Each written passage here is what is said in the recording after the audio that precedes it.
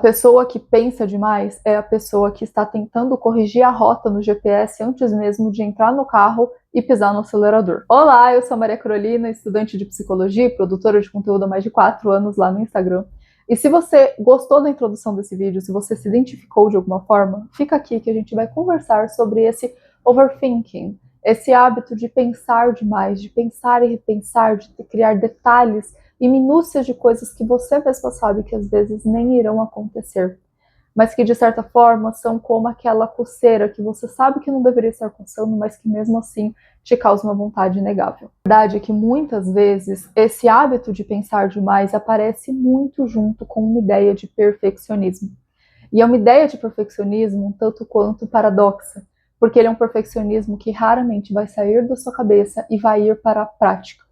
A pessoa que pensa demais, muitas vezes, é a pessoa que acaba não fazendo nada, justamente porque ela está tentando deixar tudo perfeito na cabeça dela antes de começar a fazer algo de fato. E aí a gente precisa conversar sobre aquilo que já falamos aqui algumas vezes, que é a questão do quanto o seu perfeccionismo não está em busca necessariamente de uma perfeição, mas está em busca principalmente de evitar uma frustração. O perfeccionismo vem como uma forma de fuga da possibilidade de você se sentir mal, se sentir culpada por não estar fazendo algo tão bem quanto você imagina que deveria ter sido feito. E com isso a gente acaba indo para outro aspecto que muitas vezes aparece ali e que a gente acaba não dando tanta atenção, que é essa fuga da realidade.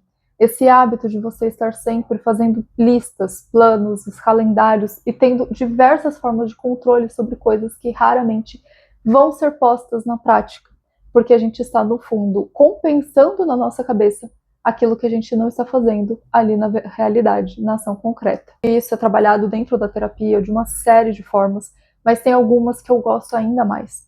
Uma delas é a questão de você pensar no que é mínimo aceitável para aquela tarefa. E mínimo aceitável não é perfeito. O mínimo aceitável não é você conseguir, por exemplo, em uma prova de corrida, você vencer uma maratona. O mínimo aceitável poderia ser, por exemplo, você se inscrever na prova, você ir lá no dia e ver como aquilo é feito. E para isso, muitas vezes é interessante você pensar em como você faria isso se fossem outras pessoas.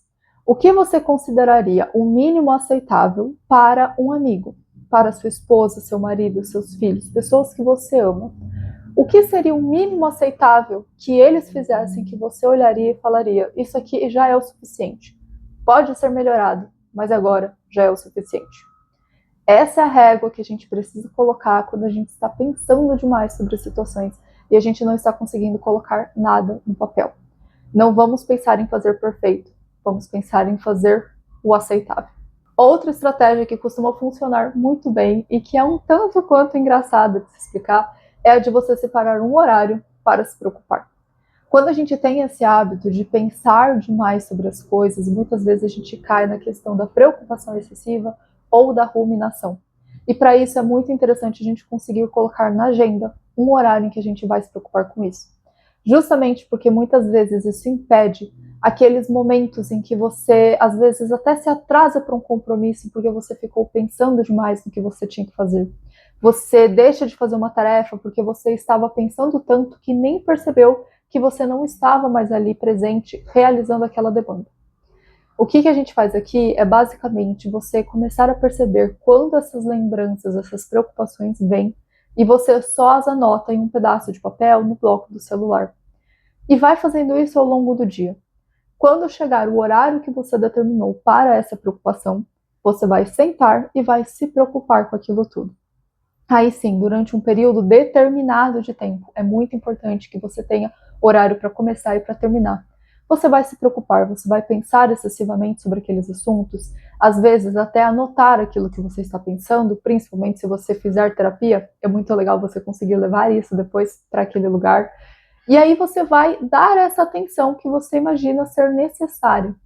Isso ajuda a colocar um freio na nossa cabeça, porque a gente precisa entender que o nosso cérebro não está fazendo isso, sim, de propósito para nos machucar. Ele está tentando nos alertar sobre assuntos importantes.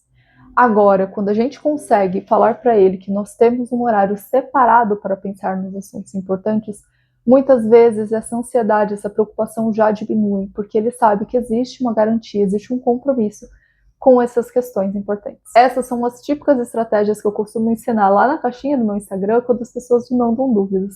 Se você também quiser algo mais direcionado, você pode me chamar lá, @psi.macarolina, e me mandar a sua dúvida para eu te ajudar de uma outra forma. Caso você tenha gostado desse vídeo, deixa seu like e também comenta aqui embaixo o que você gostaria de ver numa próxima.